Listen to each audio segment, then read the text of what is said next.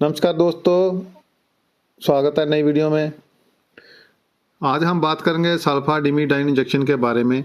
तो दोस्तों, ये बहुत सारी कंपनियों का आता है, तो मैं डिटेल में आज आपको जानकारी दूंगा कि पशुओं को ये लगाने के क्या नुकसान हैं और क्या फ़ायदे हैं, किन किन बीमारियों में हम इसको यूज़ कर सकते हैं। क्योंकि ज़्यादातर हमारे प्रैक्टिशनर भाई हैं, चाहे डेयरी फार्म वाले भाई हैं, वो जानते हैं ये कि एक डायरिया के लिए इंजेक्शन है।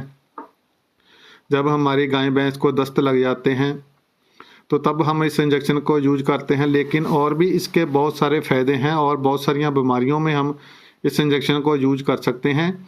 इसके फ़ायदे भी हैं और नुकसान भी हैं, तो कैसे यूज करना है मैं सारी आज आपको डिटेल में जानकारी दूंगा। मेरा निवेदन है कि जो भी किसान भाई हमारे चैनल पर नए हैं तो वो कृपया चैनल को सब्सक्राइब ज़रूर कर लें और वीडियो को लाइक और शेयर ज़रूर करें।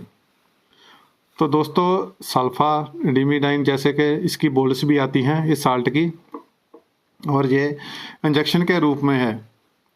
तो सल्फाडिमिडाइन ये है मार्क कंपनी का, मार्क लेबोरेटरी कंपनी का। और भी बहुत सारी कंपनियों के आते हैं। आपको जब भी कोई अपने जानवर पर इंजेक्शन यूज करना है तो कृपया किसी बढ़िया ब्रांड का ही यूज़ करें।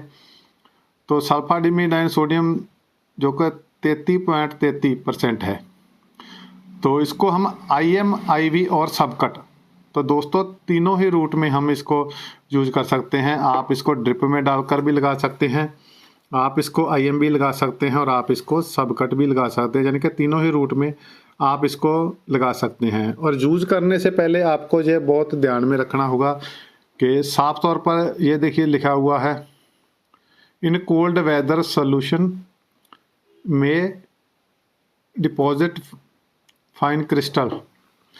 तो इसमें जो हमारा जो इंजेक्शन है तो ये साफ रूप पर देख लेना चाहिए, कहीं इसमें क्रिस्टल तो नहीं है, बिल्कुल साफ है।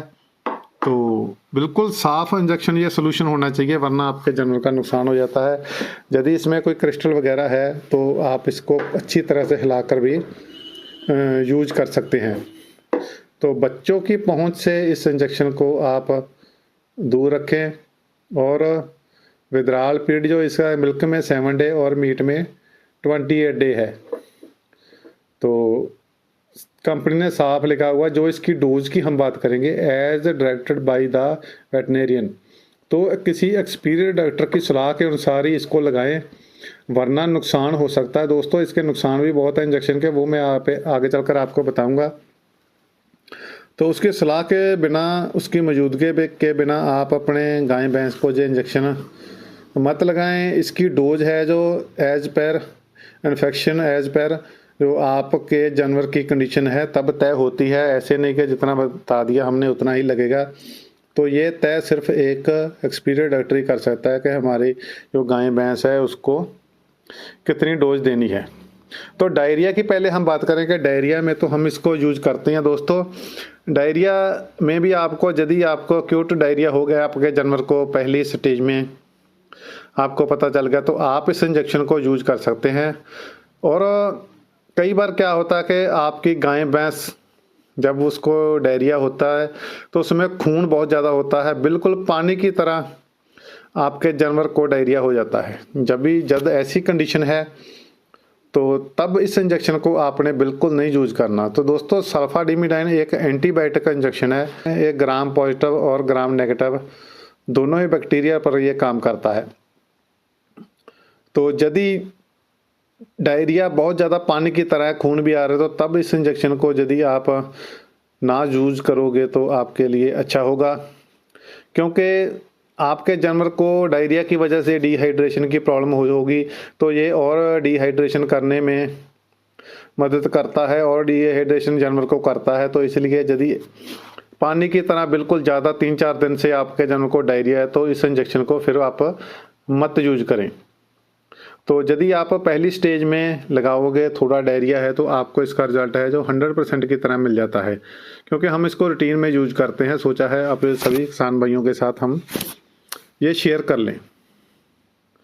तो दोस्तों, पानी की कमी आप मोटा मोटा जान लोगे, पानी की कमी है जो हमारे शरीर में ये इंजेक्शन कर देता है। दूसरा है कि HS यानी कि गलघोटू की बीमारी जो हमारी गाय भैंस को हो जाती है, तो उसमें भी ये बड़े अच्छे तरीके से काम करता है। उस बीमारी में भी हम इसको यूज कर सकते हैं।